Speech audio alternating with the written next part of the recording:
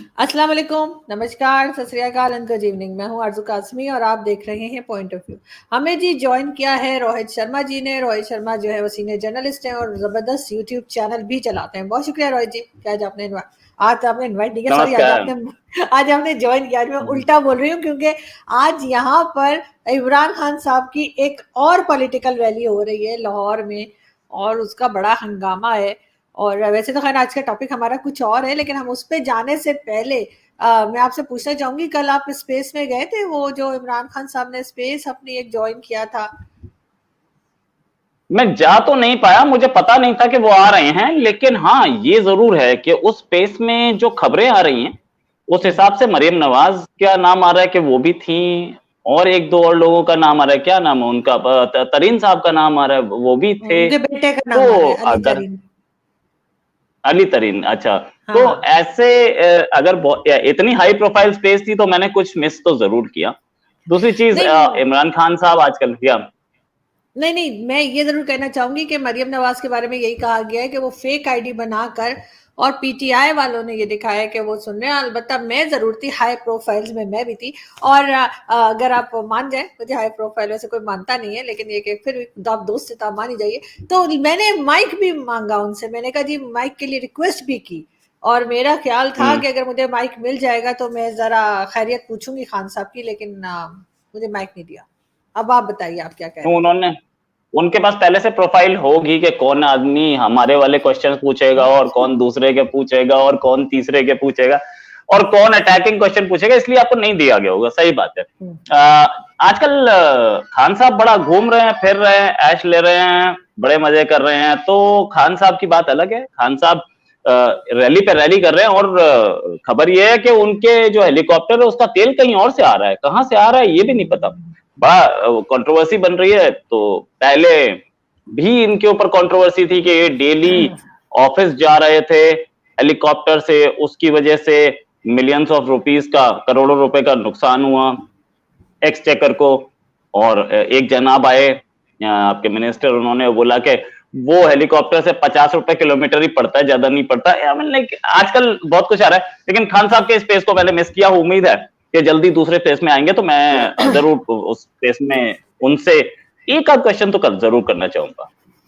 नहीं बिल्कुल, मैं भी जरा नजर रखूंगी और जैसे ही पता चलेगा कि खान साहब जो है दोबारा जो है ट्विटर पे स्पेस ज्वाइन कर रहे हैं, मैं आपको बता दूंगी। मगर बिल्कुल आपने शायद फवाद चौधरी साहब का हवाला दिया है। फवाद चौधरी साहब के रेफरेंस के साथ ही ये बात हुई थी कि जी 55 रुपीज, पाक रुपीज पे वो बता रहे थे कि जी हेलीकॉप्टर में फ्यूल पड़ता है। और अब ये बताया जा रहा है कि खान साहब के जो अब 2 विजिट्स हुए हैं, एक वो कराची गए थे और फिर उसके बाद अभी लाहौर पहुंचे, तो 1 बिलियन रुपीज बताए जा रहे हैं कि जी खर्चा हुआ है हेलीकॉप्टर का। तो अगर 55 रुपीज पर लीटर पे वो चल रहे होते तो मेरे ख्याल है इतने 1 बिलियन पे तो पूरी दुनिया का चक्कर लगा कर आ जाते। तो अब ये फवाद चौधरी साहब ही बता सकेंगे कि आखिर ये चक्कर क्या है, कि अगर इतना सस्ता फ्यूल है तो फिर इतने ज्यादा पैसे क्यों लग गए। लेकिन खैर आज हम जरा बात करेंगे इंडिया की। और इंडिया में जो है यूके के प्राइम मिनिस्टर जो हैं बोरिस जॉनसन, वो आए हुए हैं। तो उनकी क्या एक्टिविटीज हैं और क्या होने जा रहा है उस पे भी हम आपसे पूछना चाहेंगे। लेकिन इससे पहले हम आगे बढ़े, जो जो लोग हमें देख रहे हैं उनसे रिक्वेस्ट है कि प्लीज हमारे चैनल को सब्सक्राइब करना ना भूलिएगा। जी रोहित जी। देखिए, इससे पहले हमारे ब्रिटेन से रिलेशंस तो बहुत अच्छे हैं। साथ में हमारे लिए यूरोपियन यूनियन का एक जैसे बोलते हैं गेटवे था।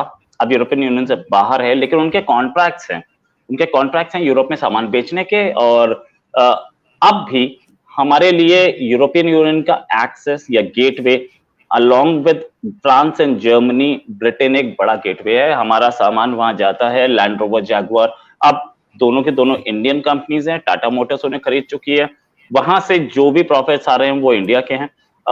ऐसे ही और इन्वेस्टमेंट्स पे बात होने वाली है। दोनों बोरिस जॉनसन साहब आज अहमदाबाद में थे। गांधी आश्रम भी गए। जो फोटो आपने दिखाई, ये गांधी जी का साबरमती आश्रम था। और ये जेसीबी वाली कंपनी एक वहां पे है अहमदाबाद में, वहां भी गए, जेसीबी पे बैठे हुए थे। आजकल वैसे भी जेसीबी बड़ी फेमस है योगी जी की वजह से। और दिल्ली, आज तो ये दिल्ली में भी शुरू हुआ और मध्य प्रदेश में शुरू हुआ, जेसीबी फेमस है। अब सच ये कि 1 बिलियन पाउंड्स का के कॉमर्शियल कॉन्ट्रैक्ट्स ये लेकर आए हैं वहां से हम लोगों के। ये एक टू वे गेम है। ये खुद वहां इन्वेस्टमेंट चाह रहे हैं और यहाँ इन्वेस्टमेंट करना चाह रहे हैं। टू वे गेम है। बायलेटरल ट्रेड और इन्वेस्टमेंट टाइज इनका टारगेट है। आज अहमदाबाद क्यों हो गया है? क्योंकि ये वहां के सॉफ्टवेयर इंजीनियरिंग और हेल्थ केयर में इंटरेस्टेड थे। अडानी जो कि इंडिया के रिचेस्ट लोगों में से एक हैं, अडानी ग्रुप ऑफ इंडस्ट्रीज बहुत बड़ी इंडस्ट्रीज है वो, और सबसे बड़ी चीज के सेल्फ मेड आदमी है। जॉब करते थे कहीं पे, जॉब करने के बाद उन्होंने अपना बिजनेस बनाया और टाइकून बन गए। उनके साथ आज ये थे, वो क्लीन एनर्जी वाले गेम में ये हैं अडानी। क्लीन एनर्जी के लिए वो काम करते हैं, उनकी कंपनी है क्लीन एनर्जी की। ये चाह ये भी रहे थे कि हेल्थ में इंडिया और यूके ने अभी हाल में कोरोना की वैक्सीन बनाई है, अडारपुनो वाला, और ऑक्सफोर्ड ने मिलके, और वो वैक्सीन बड़ी हिट वैक्सीन है। तो ये हेल्थ में भी साथ, दोनों कंट्री साथ कर चुके हैं, हेल्थ सेक्टर पे ये साथ काम करना चाह रहे थे। साथ में करीब 11,000 जॉब्स यूके में नई आएंगी अगर ये जो कॉन्ट्रैक्ट्स लेके आए ये साइन हो जाते हैं। तो एक R&D सेंटर बनना की बात है यूके में, जो कि इलेक्ट्रिक बसेस के लिए होगा। इंडिया की एक फर्म है भारत फोर्ज, वो इलेक्ट्रिक बसेस बनाएगी वहां पर, जिससे 500 जॉब्स के आसपास होगी। एक मैस्टेक एक इंडिया की फर्म है जो कि $79 मिलियन ग्रेट ब्रिटेन पाउंड्स के इन्वेस्टमेंट कर सकती है, 1600 जॉब्स आएंगे। ये एक मोटा मोटी हिसाब किताब, और भी बहुत कुछ है। रिन्यूएबल एनर्जी पे भी जो ये बातचीत कर रहे हैं, 5G पे भी बात कर रहे हैं, मतलब हम बहुत कुछ एक दूसरे को दे सकते हैं। दूसरी चीज, इन्होंने एक इंपॉर्टेंट चीज जो बोली वो ये कि इंडिया लार्जेस्ट डेमोक्रेसी और हम उसके साथ काम करना चाहते हैं। और इस विजिट को इतना इंपॉर्टेंट इसलिए माना जा रहा है कि ये विजिट पिछले साल होनी थी।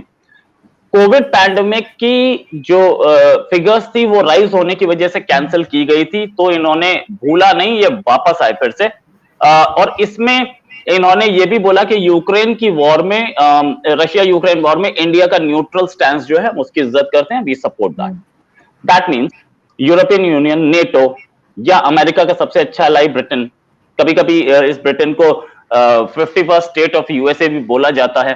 तो अगर ऐसी इतने क्लोज है अमेरिका के और वो आकर के हमारा न्यूट्रल स्टैंड को एंडोर्स कर रहे हैं, तो एक बड़ी चीज है। साथ में ये जॉनसन साहब जो है वो इस चीज में फ्री ट्रेड एग्रीमेंट पे भी बात करेंगे। हो सकता है फ्री ट्रेड एग्रीमेंट साइन भी हो जाए, ऐसे इंडिकेशन हमें मिल रहे हैं। और एक रोड मैप भी तैयार करेंगे 10 साल का कि हम दोनों 10 साल तक ट्रेड कैसे करेंगे दोनों कंट्रीज के बीच में। तो अभी देखते हैं हम क्या होता है आगे। अभी तक की तो यह है कि वो अब कल प्राइम मिनिस्टर से मीटिंग करेंगे, 2 दिन की विजिट है, कल प्राइम मिनिस्टर से मीटिंग करेंगे और दूसरे लोगों से मीटिंग करेंगे, क्योंकि उनका ट्रेड पे बड़ा फोकस है। तो वो इस बार अहमदाबाद, क्योंकि वहां पे अहमदाबाद में बहुत अच्छा बड़ा हब है हमारे ट्रेड का, हमारे बहुत सारे बड़े बिजनेसमैन वहां से आते हैं। और यूके में गुजराती कम्युनिटी बहुत, एक टाइम हुआ करता था जब यूके की टेलीफोन डायरेक्टरी में सबसे ज्यादा पेजेस पटेल के हुआ करते थे। तो गुजराती कम्युनिटी वहां पे है और बहुत स्ट्रॉन्ग कम्युनिटी है। तो ये रिलेशंस को वो शायद एक्सप्लॉइट करके और कुछ करना चाह रहे हैं बिजनेस केस में। मुझे एक चीज और बताइए रोहित जी के, हो सकता है मैं गलत हूँ, मुझे मतलब ऐसा लगा कि जैसे लास्ट टाइम जब अमेरिकन प्रेसिडेंट आने थे आपके इंडिया में, ट्रम्प साहब ने जब विजिट करना था, उससे पहले आप देख रहे थे कि इंडिया में बड़ा हंगामा है और वो शाहीन बाग वाला चक्कर भी चल रहा था और एक तो उसी किस्म के कुछ हंगामा था उन दिनों। मगर जब अमेरिकन प्रेसिडेंट ने आना था, अभी जब ये थे ना, था बिल्कुल हाँ। तो अभी जब इन्होंने जो है यूके के प्राइम मिनिस्टर का विजिट है, उस वक्त भी आपके यहाँ दिल्ली में हंगामा है, अभी भी कुछ ना कुछ दिल्ली में भी है और दूसरी जगहों पे भी। हाँ, राइट। तो ये दिल्ली में भी है, दूसरी जगहों पे भी है। बिल्कुल। तो ये एक इत्तेफाक है, या आपको लगता है कि जब किसी जो है किसी ने आना होता है, किसी और कंट्री से आपके यहाँ विजिट करना होता है किसी हेड ऑफ स्टेट ने, उससे पहले ये कुछ मतलब इत्तेफाक है या वाकई में ऐसा हो रहा होता है?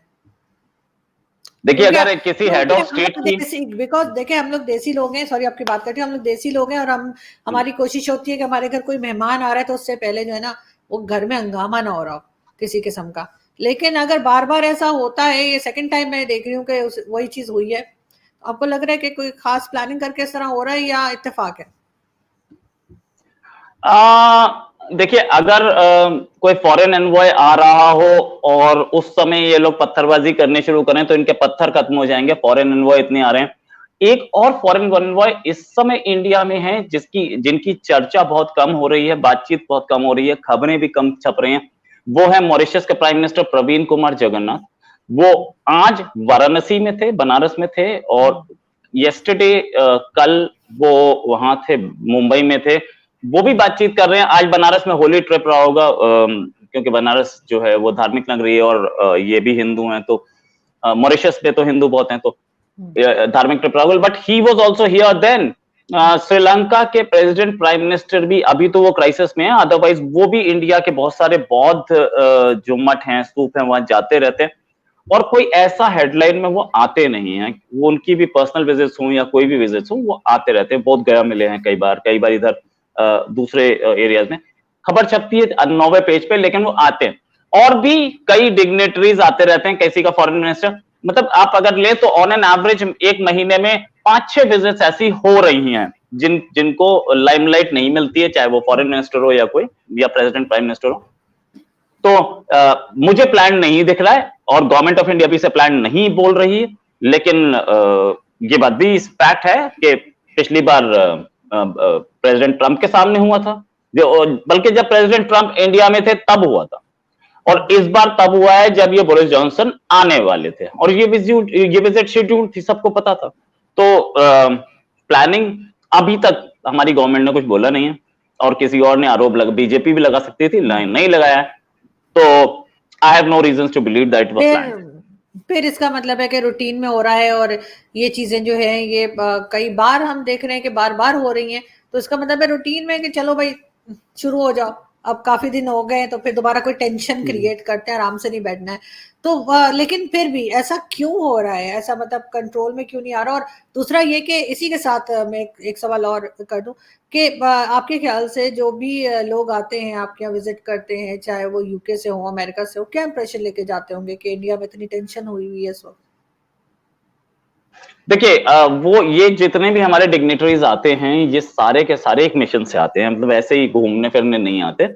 सब या तो बिजनेस कॉन्ट्रैक्ट्स के लिए आते हैं, डिफेंस कॉन्ट्रैक्ट्स के लिए आते हैं। हमारे डिफेंस रिलेशंस भी हैं ब्रिटेन से, तो ये अपने कॉन्ट्रैक्ट साइन करते हैं और चले जाते हैं। वैसे भी इन्हें खबरें मिलती रहती हैं, ऐसा तो नहीं है। उन हर प्राइम मिनिस्टर या प्रेसिडेंट हो, उसको सुबह सुबह इंटेलिजेंस ब्रीफिंग्स दी जाती हैं, उसको सुबह सुबह मीडिया रिपोर्ट्स दी जाती हैं कि ब्रिटेन में ये हुआ, अमेरिका में ये हुआ, इधर ये हुआ।